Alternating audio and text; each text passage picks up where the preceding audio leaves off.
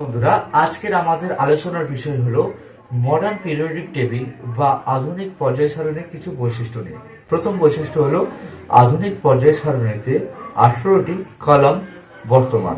এই কলামগুলোকে বলা হয়ে থাকে গ্রুপ, এবং একই গ্রুপের অন্তরে যে সমস্ত মৌলগুলো থাকবে তাদের তাদের ইলেকট্রনিক কনফিগারেশন বা ইলেকট্রনের বিন্যাস একই হয়ে থাকে, এবং এদের যোজ্যতা ইলেকট্রনের সংখ্যাও একই হয়ে থাকে।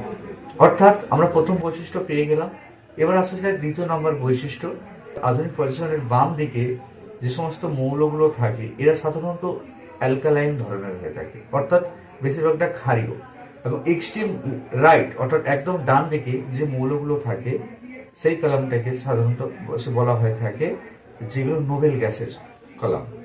এইবার আমরা বলতে পারি যে আর এই মডার্ন পিরিয়ডিক টেবিলে যেটা আমরা আড়াআড়ি বা রো বরাবর দেখি, তাহলে দেখবো আমরা 7টি রো বর্তমান রয়েছে, অর্থাৎ 7টি আড়াআড়ি শ্রেণী আছে। এইগুলোকে আমরা বলা হয়ে থাকে পিরিয়ডস। এবং এই মৌলগুলি যে পিরিয়ডসে অবস্থিত, অর্থাৎ 1 2 3 4 5 6 করে 7 পর্যন্ত যে পিরিয়ডসগুলোতে রয়েছে, সেই পিরিয়ডসের সংখ্যা দেখে আমরা বলতে পারি যে ওই মৌলটির কয়টি কক্ষ রয়েছে।